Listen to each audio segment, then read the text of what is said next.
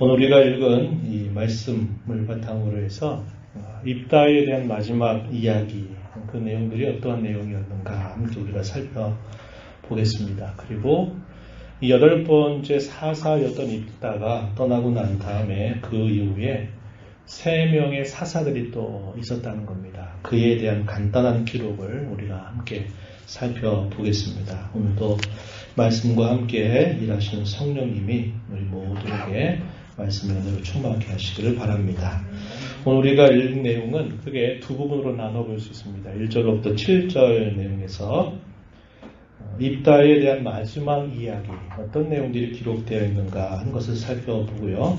8절에서부터 마지막 절 내용에서는 이어서 3명의 사사들에 대한 언급이 주어집니다. 그래서 이 내용을 크게 두 부분으로 이렇게 나눠볼 수 있겠습니다. 먼저 입다에 관한 이야기에 대해서 우리가 함께 살펴보도록 합니다. 에브라임 사람들이 입다를 찾아왔습니다. 이때는 어떤 상황이었냐면 입다가 이끄는 이스라엘 백성들이 암몬 자손들에게 큰 승리를 거두고 난 이후입니다. 그리고 난 다음에 이제 모든 전쟁이 마무리가 되고 난 상태에서 에브라임 사람들이 큰 무리를 지어서 입다를 찾아왔습니다. 그리고서는 이 입다에게 뭘 말하냐면 소위 시비를 거는 겁니다. 어떤 내용을 이야기하냐면 왜 너희가 싸울 때 우리를 부르지 않았냐? 이거에 대한 이야기입니다. 이 에브라임 사람들이 있었던 그 땅은 요단강을 중심으로 해서 요단강 서쪽입니다. 서쪽에 남쪽, 가장 남쪽에 위치해 있는 사람들이에요. 그리고 이 길르앗 사람들이 있었던 이 입다의 경우에는 요단강을 중심으로 해서 동쪽에 갈릴리 호수 동쪽에 갈릴리 호수가 동편에 있는 그곳입니다. 그래서 이 에브라임 사람들이 입다가 있는 곳을 찾아오려고 하면은 요단강을 반드시 건너야만 했어요. 오늘 우리가 읽은 본문에 보면 요단의 나루터기다 이렇게 표현이 되어 있습니다. 이 지형 자체가 이스라엘 지형 자체가 여러분들 혹시 보신 적이 있는지 모르겠지만 아주 심한 협곡을 이루고 있습니다. 그래가지고 아무데나 요단강이 있다 그래서 그들이 건널 수 있는 상황이 아니에요. 건널 수 있는 곳이 딱 구별이 되어 있습니다. 그래서 에브라임 사람들이 요단강을 건너려면 이 요단의 나루터기라고 하는 것을 통해서 건너오는데 그 건너오는 무리의 수가 엄청납니다. 우리가 뒤에서 보겠지만은 42,000명이나 되는 사람이 적어도 그 요단의 나루턱을 건너서 입다가 있는 곳을 찾아왔다는 것입니다. 그래서 대뜸 하는 말이 왜 너희가 전쟁할 때 우리를 부르지 않았느냐라고 말하면서 화를 내는 겁니다. 1절 말씀에 한번 보세요. 내가 싸우러 건너갈 때 어찌하여 우리를 불러 너와 함께 가게 하지 아니하였느냐. 우리가 반드시 불러 너와 내 집을 살 것이다 라고 이렇게 엄포를 놓습니다. 여기서 불러 집을 사른다. 이것은 아주 심각한 잘못에 대한 죄에 대한 처벌하는 방법이었다고 하는 겁니다. 이게 모세 율법에 보면 레위기서에 보게 되면 이에 대한 소개가 나와 있어요. 그러니까 이 에브라임 사람들이 입다에 대해서 보통 화가 난 게 아니라 이 말이죠. 보통 화를 내는 게 아닙니다. 굉장히 큰 화를 내고 있다는 겁니다. 그런데 이 에브라임 지파는 이게 상습적인 것은 아닌데 이러한 행태를 예전에도 벌인 바가 있었다는 거예요. 언제냐면 기드온이 사사로 있을 동안에 당시에 미디안 연합군과 싸움이 있었을 때 전쟁의 승리가 기드온이 이끄는 이스라엘에게 승리가 주어지고 납니다. 그리고 난 다음에 에브라임 지파 사람들이 이 기드온을 찾아와서 그때도 이와 비슷한 이야기를 한 바가 있었습니다. 사사기서 8장 앞으로 한번 가서 보시겠어요? 8장 1절로부터 3절에 보면 그런 모습이 소개가 되고 있습니다. 거기 한번 눈으로 보세요. 자, 에브라임 사람들이 기드온에게 이렇게 말했습니다. 네가 미디안과 싸우러 갈 때 우리를 부르지 아니하였으니 우리를 이같이 대접함은 어찌 됨이냐. 그러면서 크게 다투었다 말하죠. 기드온이 대답합니다. 2절. 내가 이제 행한 일이 너희가 한 것에 비교되겠느냐. 에브라임의 끝물 포도가 아비에셀의 만물 포도보다 낫지 않냐. 하나님이 미디안의 방백 오렙과 스앱을 너희 손에 넘겨주셨으니 내가 한 일이 어찌 능히 너희가 한 것에 비교가 되겠느냐. 이렇게 말을 하면서 기드온이 자세를 쫙 낮춥니다. 그리고 실제적으로 이런 과정에서 에브라임 지파가 조금 도왔던 일이 있어요. 뒤늦게 도왔던 일이 있기 때문에 기드온은 굳이 이렇게 말한 에브라임 지파 사람들과 싸우는 것을 피했습니다. 그랬더니 3절 끝부분에 뭐라고 말합니까? 기드온이 이 말을 하매 그때에 그들의 노여움이 풀리니라. 이렇게 표현이 되어 있습니다. 옛적에 기드온이 사사로 있을 동안에도 에브라임 지파 사람들이 가서 한번 이렇게 했단 말이죠. 이런 전적이 있었어요.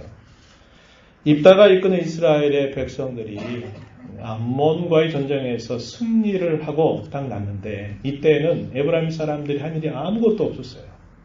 전쟁이 다 끝나고 나니까 찾아와가지고 왜 우리를 안 불렀냐 그러면서 자신들이 엄청나게 화가 나 있다. 이걸 이렇게 표현한 겁니다. 불로 살아버릴 거다. 이렇게까지 말하는 걸 통해서 그런 그들의 생각을 표현하고 있다는 겁니다. 그런데 우리가 이건 본문 1절 한번 다시 한번 보시면은 앞부분에 이렇게 말해요. 에브라임 사람들이 모여 북쪽으로 갔다. 이렇게 표현되어 있습니다. 이 모여라고 하는 말은 그냥 아무런 계획 없이 어떻게 저렇게 모여가지고 한번 가보자 이걸 말하는 게 아닙니다. 이미 그들이 무엇을 할 것인가를 작당을 한 겁니다. 짰어요. 그리고 조직적으로 그 일들을 움직이려고 준비를 한 겁니다. 그래가지고 아까 말씀드렸듯이 이 에브라임 사람들이 한두 명이 넘어간 게 아니었어요. 적어도 42,000이나 되는 사람이 요단의 나부턱을 통해서 지금 입다가 있는 곳을 찾아온 겁니다. 뭐 하려고 한 거예요? 전쟁하겠다 이 말입니다. 전쟁. 그냥 단순히 와서 우리 서운하다. 너네 어떻게 이럴 수 있느냐 하면서 자신들의 명분을 살리기 위해서 이런 정도가 아니라 전쟁하겠다 하는 마음을 가지고 찾아왔다 이 말입니다. 전쟁이 끝나고 나니까 이스라엘 백성들이 누구를 주목할까요? 입다를 주목했겠죠. 근데 그 사람의 출신은 우리가 앞에 살폈던 것처럼 아주 좋은 출신이 아니었어요. 출신이 아주 비천하고 초라한 사람이어서 이스라엘 백성들 가운데 지내지도 못하고 이방 땅에서 소년 시절 그리고 청년 시절을 다 지냈던 인물입니다. 그런데 이스라엘 나라가 위기에 닥치게 되니까 이 길르앗의 장로들이 멀리 떨어져 있는 입다를 찾아가서 당신이 우리의 지휘관이 돼서 이 전쟁을 이끌어달라고 부탁을 한 겁니다. 우리가 앞에 살폈던 것처럼 이때 이 길르앗 사람들은 자신들이 하나님 앞에 범죄해서 암몬 자손들이 자신들을 압제하고 있다는 것을 알게 됐어요. 그래서 회개하고 나니까 제대로 보이는 겁니다. 옛적에 쫓아냈던 그 입다만이 이런 상황 속에서 그가 분명 역할을 해줄 수 있을 것이다. 이렇게 생각을 하고는 찾아갔던 것입니다. 그런데 그런 입다를 향해서 이 에브라임 사람들이 찾아와가지고 시비를 걸고 있다 이 말이죠. 이 에브라임 사람들이 이렇게 작당을 했고요. 그리고 에브라임 사람들은 이 길르앗 사람들에 대한 태도가 어땠느냐. 4절 하반절에 가서 보면은 이렇게 표현했습니다. 사람들을 멸시하고 조롱하는 태도를 가지고 있었다는 거예요. 그 이유에 대해서 4절에 보니까 하반절에 에브라임의 말이 너희 길르앗 사람은 본래 에브라임에서 도망한 자로서 에브라임과 므낫세 중에 있다 하였습니다. 에브라임 사람들이 이 길르앗 사람들을 얼마나 멸시하고 조롱했는가 하는 태도가 분명히 나타나 있다는 겁니다. 입다가 이끌었던 이스라엘 군사들이 암몬과의 전쟁에서 승리를 거뒀던 것은 단순히 입다 개인의 어떤 승리가 아니라 이스라엘 전체의 승리에 해당되는 일이었어요. 그렇기 때문에 사실상 이것을 생각한다면 함께 기뻐해야 되고 우리가 그때 동참하지 못한 것에 대해서 참 미안하다. 그러나 하나님께서 함께 하셔서 이 전쟁을 승리로 이끌게 하신 것 참 너무 잘된 일이다. 이렇게 말을 해야만 되는데 오히려 찾아와가지고 지금 전쟁하려고 입다에게 시비를 걸고 있는 상황이다 하는 겁니다. 단순히 명분을 찾기 위해서 자신들의 신뢰를 챙기고자 하는 정도의 수준이 아니었습니다. 그들은 모든 사람들이 입다를 주목하고 그를 높이 칭송하게 되는 것들을 보면서 저 입다를 어떻게 해버린다면 자신들이 뭔가 이스라엘 전체 중에서 힘을 행사할 수 있겠다, 이런 정도의 생각을 가지고 있었던 겁니다. 그래서 이스라엘의 지파들 가운데서 권력을 차지하고자 하는 그런 의지를 가지고 큰 군사들을 이끌고 넘어와서 지금 시비를 걸고 있다고 하는 것입니다. 전쟁 준비를 하고 넘어왔다는 거예요. 입다의 지도력을 빼앗아 버리려고 하는 정도가 아니라 이스라엘 민족 전체를 자신들이 차지해서 다스리려고 하는 야욕을 갖고 전쟁 준비를 다 마친 다음에 찾아왔다고 하는 겁니다. 이에 대하여 입다가 어떻게 답변을 하고 있는가? 2절과 3절 본문에 보면은 이렇게 말합니다. 도대체 무슨 소리 하느냐? 그때는 너희가 다 외면해 놓고서 이제 와서 왜 딴소리 하고 있냐? 입다가 대답하는 말을 그냥 쉽게 알아듣기 쉽게 말하면 지금 그런 말을 하고 있다는 겁니다. 매우 단호한 태도를 취하고 있는 거죠.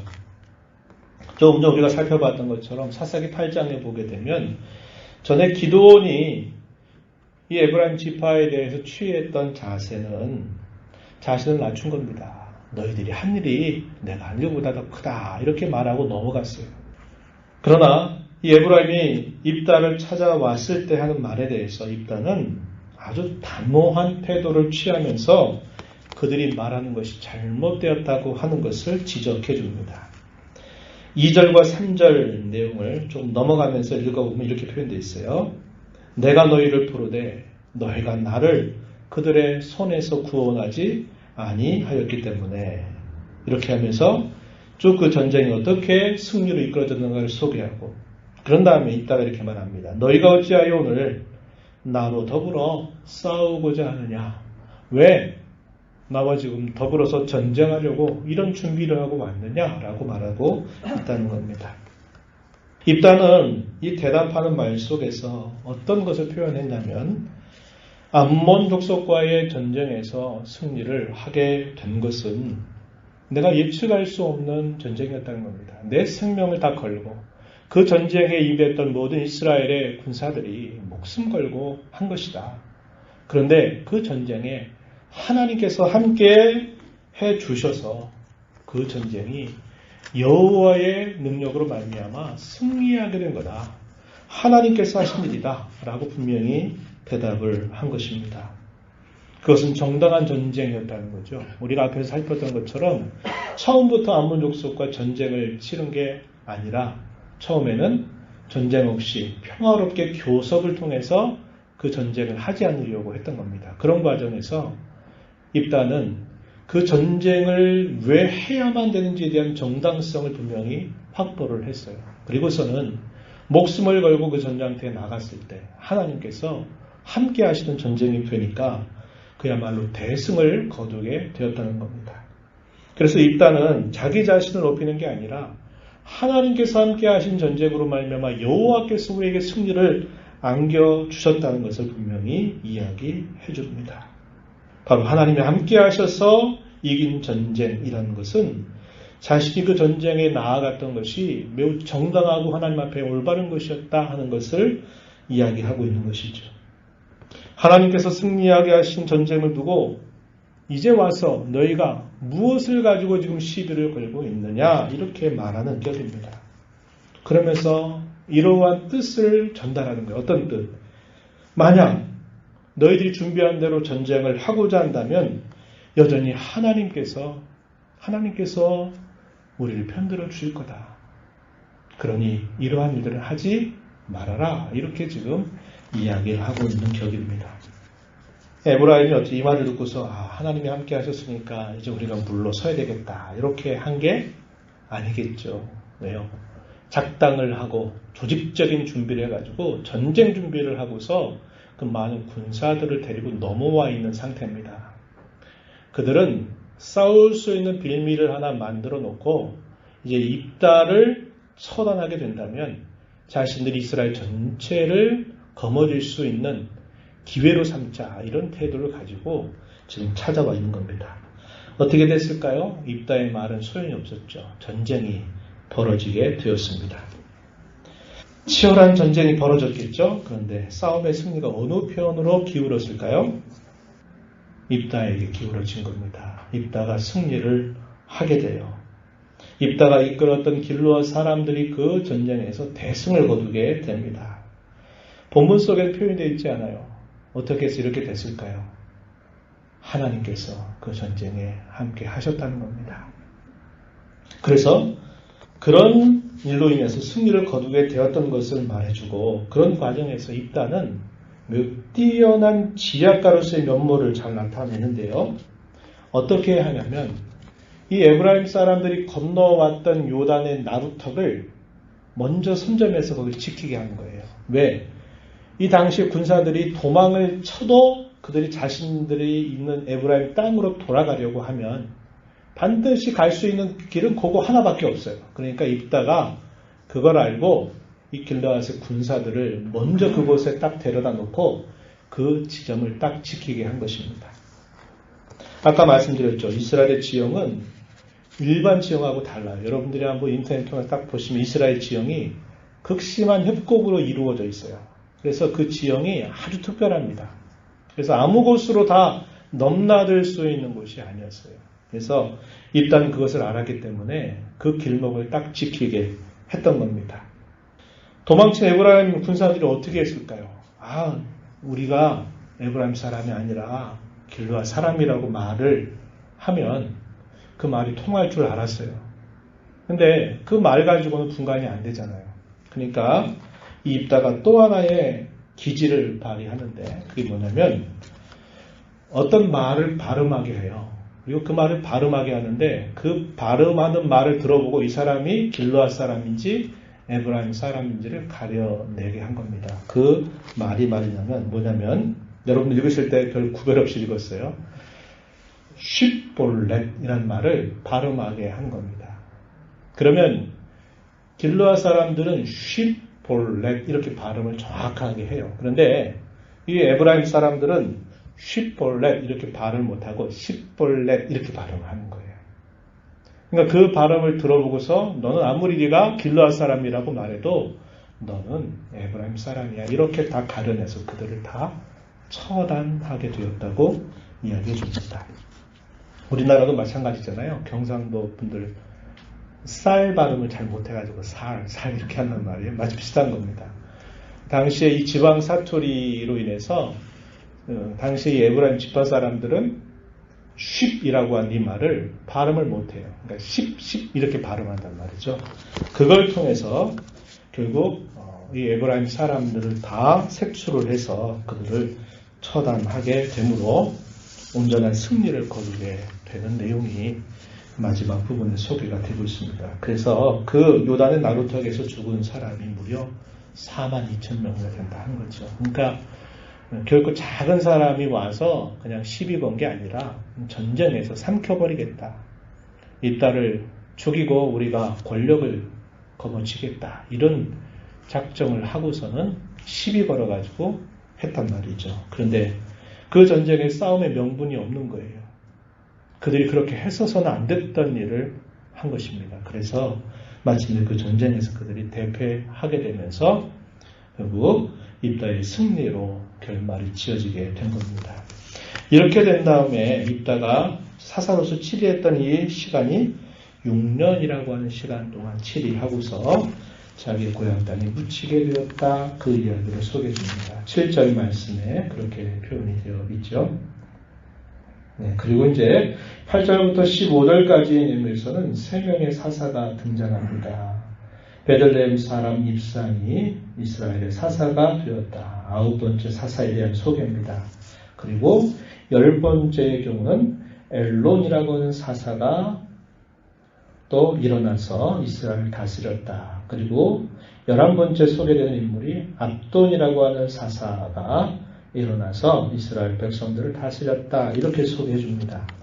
이 부분에 대한 간단한 부분들을 좀 살펴보면 예를 들어 9번째 사사인 입산의 경우에는 아들이 30이고 딸이 30이었다. 이렇게 알려주죠. 그런데 딸들은 멀리 시집을 보내고 아들들을 위해서 멀리서 여자 30명을 데려왔다. 이렇게 소개가 되어 있습니다. 이 멀리라는 말을 어떤 의미로 이해하느냐? 자신들이 있는 그 지파 이스라엘 백성들이 아니라 멀리 타국으로 보낸 것으로 우리가 읽는다 이 말입니다. 그 말은 정략적인 결혼을 하게 했다는 것이죠. 이것은 성경이 명백하게 금하고 있는 부분이었습니다.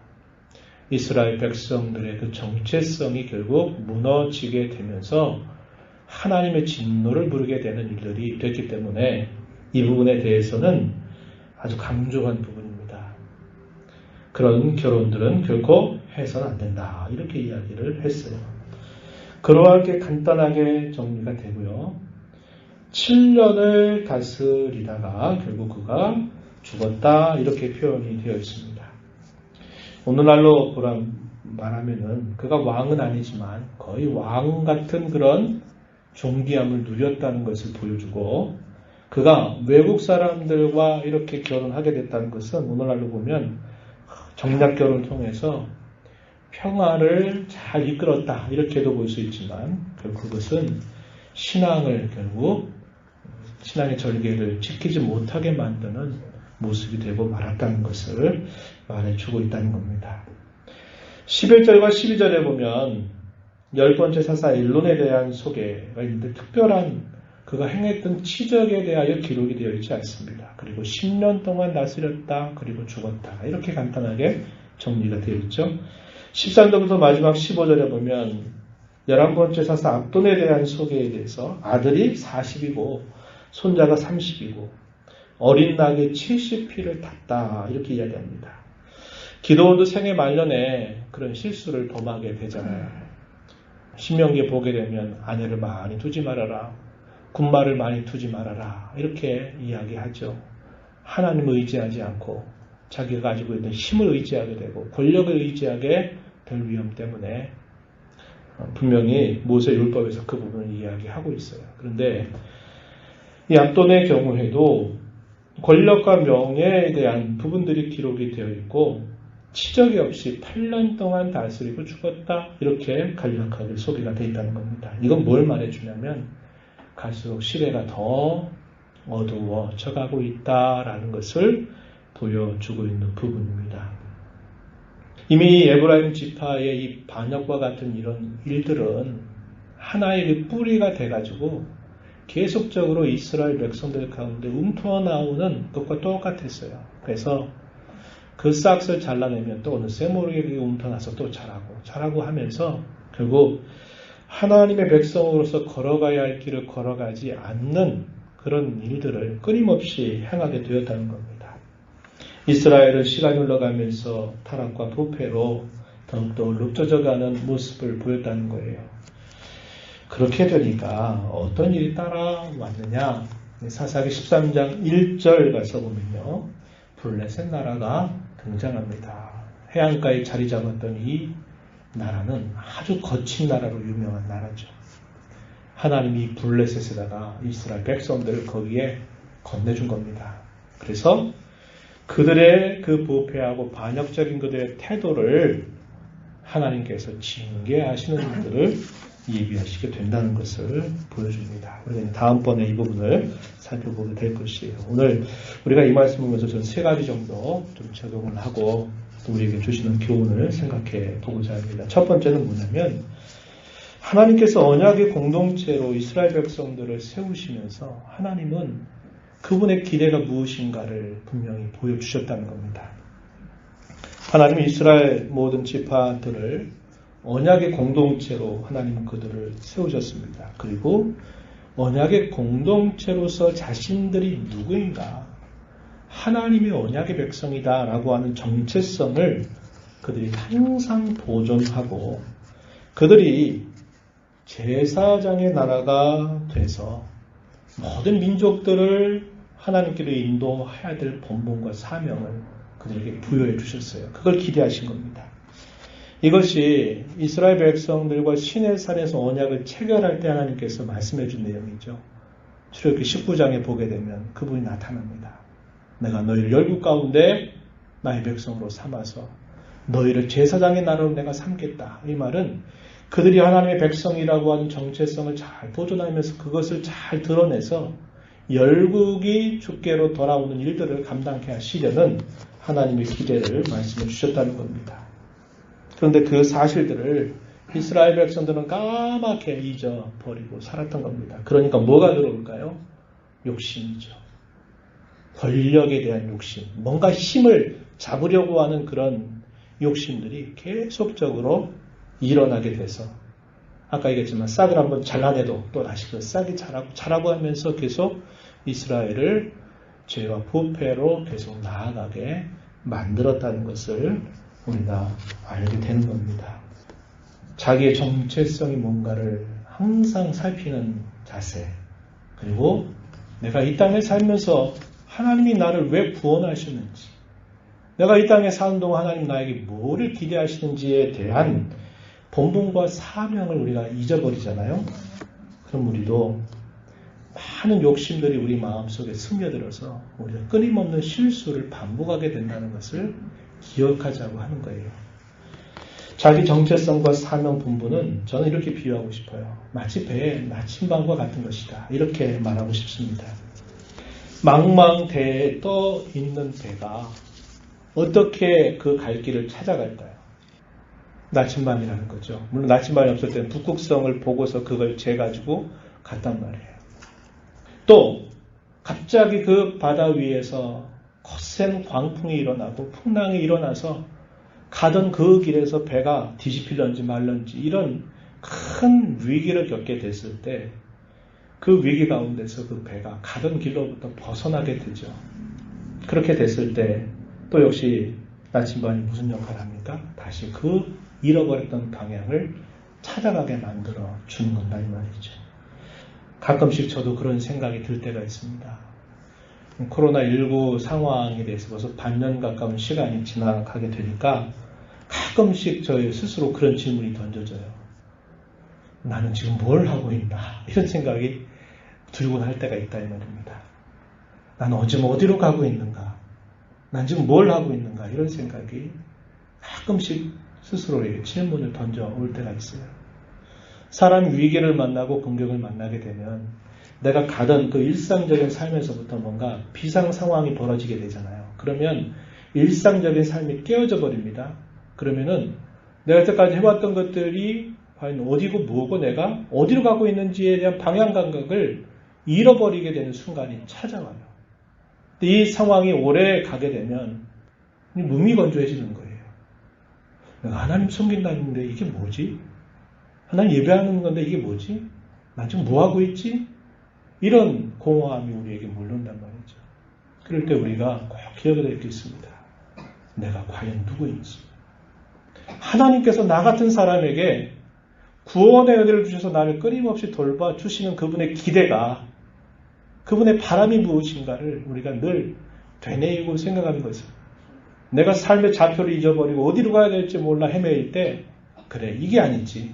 내가 가야 할 곳은 바로 여기지에서 우리의 공허한 마음, 방향 감각을 잊어버린 우리의 삶에 새로운 우리가 찾아가야 갈 길, 잃어버렸던 우리의 길을 다시 찾아가게 해주는 것과 똑같다고 하는 겁니다. 그래서 우리는 이런 위기의 시기에 내가 하나님 앞에 누구인지, 내가 어떤 성격을 가지고 있고 나는 어떤 내 삶에 뭘 가지고 있는지를 보는 게 아니라 하나님이 나를 어떤 사람으로 나를 만들어 주셨는지, 나에게 하나님 뭘 기대하시는지를 내가 계속적으로 되뇌이는 자세를 가져야 이 공경의 때를 우리가 헛걸음치지 않고 갈 수 있다는 겁니다. 두 번째는 이겁니다. 어떤 마찰과 갈등이 생길 때가 있어요. 그럴 때 우리가 중요하게 여겨야 될 게 뭐냐면 하나님의 뜻이 무엇인가를 구하는 자세를 갖자는 겁니다. 우리가 살펴왔던 것처럼 에브라임 사람들이 하나님 앞에서 반역자 노릇을 했죠. 입다에게 부당한 것을 요구했습니다. 그리고 권력욕을 탐해서 전쟁을 일으켰습니다. 그런데 결과는 입다가 승리하게 되었어요. 전 이런 생각을 해봐요. 에브라임 지파도 하나님의 백성이죠. 그리고 길르앗 사람들, 입다가 이끄는 길르앗 사람들도 하나님의 백성입니다. 양편에서 전쟁에 나가면서 그냥 나갔을까요? 기도했다고 생각해 보세요. 분명 기도했을 겁니다. 이 전쟁에서 이기게 해달라고. 그럼 하나님 누구 편을 들어 주셔야만 됩니까? 우리 생각에는 기도 많이 한 편 들어 줄 것 같죠? 기도 많이 하니까. 하나님을 더 많이 부르면 하나님이 기도 들어주시겠지. 근데 그럴까요? 그렇지 않아요. 더 중요한 게 뭡니까? 뭐가 더 하나님이 원하시는 거냐를 분별하는 겁니다. 입다는 정당성을 가지고 있었어요. 하나님 앞에서. 암몬과의 전쟁에서도 정당성을 분명히 드러냈어요. 그리고 이 에브라임 지파가 와서 시기를 걸 때도 그 정당성을 드러냈어요. 똑같이 기도했을 때 하나님은 누구를 들어주시느냐? 옳은 것을 택해서 그 옳은 것에 거에 있는 사람들의 편을 들어주신다는 거죠. 교회 내에서 안타깝게도 분쟁이나 다툼이 일어날 수 있습니다. 그러면은 성도는 다 기도하겠죠. 내가 원하는 대로 좀 됐으면 하는 그런 기대를 가지고 기도할 것입니다. 그럼 우리 생각에는 기도 많이 하면 하나님이 다 들어주시겠지 생각할지 모르지만 하나님은 어디를 들어주실까요?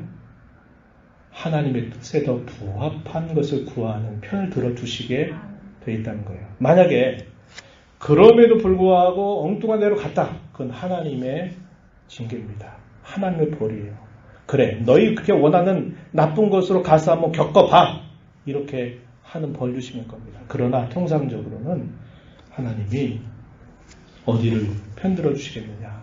하나님의 뜻에 부합된 것을 하나님이 들어주신다 하는 것입니다. 그래서 우리는 중요해요. 하나님의 뜻이 뭘까를 잘 분별하는 일들을 항상 마음 써야 한다는 게 굉장히 중요하다는 것을 배우게 됩니다. 기도하지 말라는 게 아니에요. 기도하면서 항상 우리는 내 욕심을 기도를 통해서 이루고자 하는 쪽에 기도 많이 정성 들이면 된다. 이렇게 생각하면 안 돼요. 이방 종교의 특성이에요. 하나님을 섬기는 종교는 기도해야 되지만 기도하면서 하나님께 나를 맞추기 위해서 그분의 뜻에 나를 일치시키기 위해서 기도하고 나아가는 것이지 내가 하고 싶은 대로 목표 정해놓고 내가 하고 싶은 대로 다 해달라고 무조건 떼쓰고 기도 많이 하면 하나님이 그래 알아서 들어줄게 이렇게 하시는 분이 아니라는 것이에요. 그래서 이런 일이 없어야 되지만 우리가 인생을 살면서 이런 마찰과 갈등이 일어날 때 우리가 가장 먼저 생각해야 될 것은 하나님 뭘 더 원하실까? 하나님 뭘 더 기뻐하실까를 먼저 생각하는 자세를 가져야 한다는 겁니다. 마지막 세 번째는 공동체적인 연합을 우리가 이루어가는 일을 힘쓰자는 겁니다. 동족 간의 전쟁이 벌어진 거예요. 내전입니다. 내전. 외부의 적과의 싸움이 아니라 지파들 간의 전쟁이 치러진 겁니다.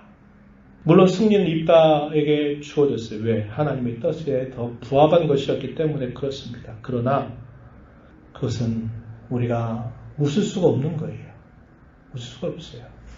전체적으로 보면 뭐가 준 겁니까? 하나님의 백성들이 서로 싸우다가 죽었다는 거예요. 씁쓸한 겁니다. 기뻐할 수가 없어요. 가슴이 애린다 이 말입니다.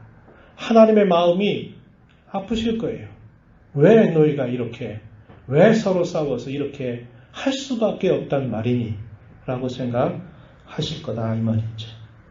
공동체적인 연합이 깨어지게 되면 다툼과 싸움이 언제나 일어나게 마련입니다. 아무리 정당한 싸움이라고 해도 전체적으로 보았을 때 그 결과는 마음이 아프고 씁쓸합니다. 에브라임의 반역과 죽음, 입다의 승리 이렇게 말하기에는 너무나 씁쓸하다 이 말이죠. 결국 이렇게 시간이 흘러가면서 결국 하나님의 징계가 이스라엘 백성들에게 내려지게 됩니다. 조금 전 말씀드렸던 것처럼 블레셋 나라에 의해서 무려 40년 동안 압제를 경험하게 됐다는 겁니다. 이게 사사기 13장 1절에 보면 표현이 되어 있어요. 그래서 그때 등장하는 사사가 삼손이라고 하는 사사가 등장하게 되죠. 오늘날도 그 원리는 다르지 않습니다. 교회를 이루고 있는 성도 간에 서로 다투고 분열하고 싸우면 하나님 어떤 방식으로든지 징계를 내리실 수 있다는 것을 우리는 기억해야 합니다. 우리 국가도 사실 보면 마찬가지겠죠. 오늘 우리 한국의 여러 정당들 모습이 이와 비슷하다는 것이 마음이 아픕니다.